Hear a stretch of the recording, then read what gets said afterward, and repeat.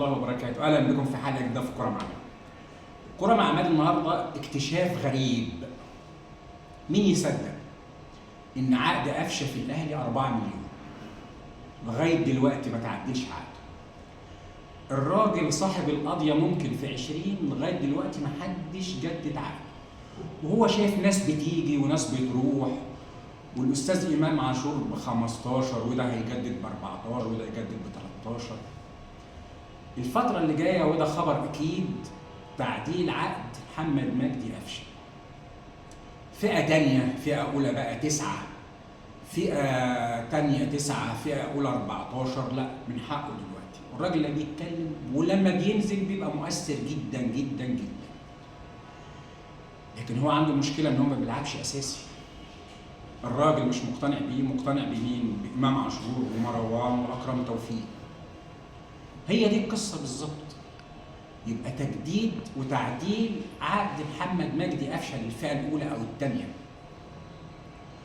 طيب لو رحنا لبقية التجديدات جاهزين هتحصل بما فيهم محمد الشناوي، بما فيهم تعديل عقد مصطفى شوبير، تعديل عقد مروان عطية، أحمد نبيل كوكا، التجديد لياسر إبراهيم ورامي ربيعة، كل ده جاهز. بس في مشكلة واحدة، مشكلة نسبة المشاركة اللي هي 25%. لعيبة الأهلي مش عاوزة تحط نسبة للمشاركة. لا، لازم كله زي بعضه. هو الأهلي ما بيحطش نسبة للمشاركة في حالة واحدة بس، حراسة المرمى، لأن ده مكان واحد. احنا ما شفناش قبل كده 2 واقفين في الجول. فهي دي القصة وما فيها. كله هيجدد، كله جاهز. المدافع الجديد لو ما رجعش محمد عبد المنعم، وعودة محمد عبد المنعم هتكلف إدارة الأهلي ملايين الملايين، في مصطفى العش مدافع زد. بس مصطفى الأستاذ كولر غضبان عليه، بيقول لك قصير شوية. أما الجامب بتاعه والتيك أوف اللي بنقوله في الكورة ممكن يكون أعلى. فدي القصة، مصطفى العش قصته بالظبط. كولر مدرب مش شجاع. اصل انا شفت الشجاع هو مانويل جوزيه. كان لما ينغلب او يتعادل يقول انا المسؤول، ويشيل الليله. ما نفذتش تعليماتي، اللاعيبه ما عملتش كذا، اللاعيبه ما سوتش كذا. هو ده كولر بالظبط. عمره ما بيتحمل المسؤوليه. ده انا عاوز صفقات، لا يناير جاي ولازم الصفقات. ده انت عندك منتخب افريقيا يا راجل، عاوز صفقات ايه تاني؟